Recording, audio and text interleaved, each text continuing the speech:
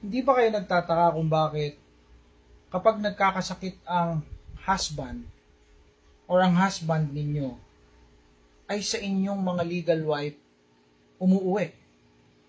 Hindi ko nilalahat pero karamihan ng mga kalalakihan kapag sila ay nagkakaproblema sa kalusugan, si Mrs. ang takbuhan. Inaabandona o iniiwan ang kanilang kabit. Ano ang mga dahilan kung bakit ginagawa ito ng mga husband kay legal wife nagpapaalaga, na ikinagagalit naman ng mga legal wife dahil sa nagpasarap si mister sa kandungan ng kabit, binigyan siya ng napakalaking problema, tapos magpapaalaga sa kanya. Halimbawa, na stroke o kaya nagka-diabetes. So, ang patak talaga kay Mrs. Ito ang dahilan. Unang-una, si Mrs., ang legal wife at ang pamilya ay kanyang comfort zone. Comfort zone yan ni Mr. Ang mga kabit kasi, ang pagmamahal nila ng mga kabit ay conditional. Ibig sabihin, kailangan may malaking effort or may effort laging ginagawa ang husband nyo para gumana at magmahal at mag-asikaso itong kabit. So, ibig sabihin, kung ikaw ay baldado na, ikaw ay lalaking wala ng kwenta dahil may sakit ka, marahil ikaw ay abandonahin o itapon ng mga kabit. Dahil basically, ang mga kabit, dependent yan sa mga lalaki, sa inyong mga husband. Dependent from where? From what? From financial assistance. Parang tupad. Parang 4-piece ang datingan yan. No? So, may sustento. And at the same time, yung mga naipoprovide kagaya ng bahay, alahas, mga luho kung mayaman, 'di ba? Kung mahirap naman ay basically yung pagkain at kaunting mga alwan ng buhay, yung mga basic na ipoprovide ng inyong mister.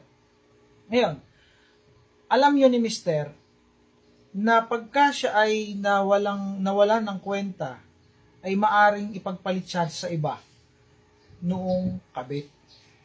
Kaya siya ay pumupunta kay wife. Kasi alam niya na si wife ay, ang pagmamahal ay unconditional. May pera ka man o wala, aalagaan ka ni wife. Meron ka man silbi o wala, aalagaan ka ni wife. Bakit? Kasi mahal ka ni wife.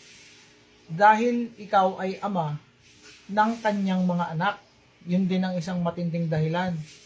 Ang pagmamahal ng mga anak ay naandun pa rin, at yung concern ng mga anak ay naandun pa rin. Sinasabi ng mga anak na, inay, mama, alagaan mo si papa, kawawa naman. Basically, aalagaan yun. In what way? Dahil nature ng mga wife, maging caregiver ng kanilang husband. Nakita yan sa pag-aaral sa ibang bansa. May mga expert na nag-aral dyan. Tiningnan nila kung ano ang kinalaman ng pag-aalaga ni Mrs. kay Mr. It's because may nature ang mga kababaihan, ang mga legal wife na maging caregiver ng kanilang husband. Kaya yung ganong klase ng pangyayari ay nag-i-exist. It's because it's natural, it's nature ng mga wife na mag-alaga ng kanilang husband. And hindi lang to basta pag-aalaga. Ito ay dibdiban. Ito ay seryosong pag-aalaga sa kanilang husband. Marami ako niyang nakita sa emergency room.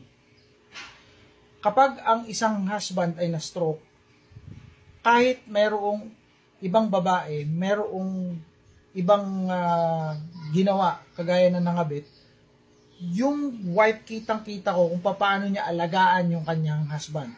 Kahit maraming kasalanan. Dahil minsan, naririnig ko na buti inaalagaan ka ni mama.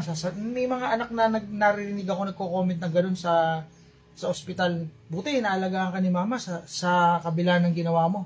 Sa ginawa mong pangangabit, ginaganon.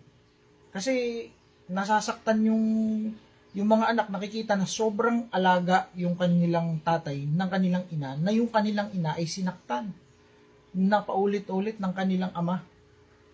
Kaya nalalaman ko yan, nakikinig. So, may pagka-marites din tayo, no? So, hindi naman sinasadya, na-overheard lang. Ganun. Anyways, I hope nasagot ko yung mga tinatanong ng mga followers na, Sir, bakit ganun? Ano nangyari? Bakit si husband doon umuwi kay legal wife, iniiwanan si kabit, ganto. So, I think I answered your question. I hope it helps. Bye for now.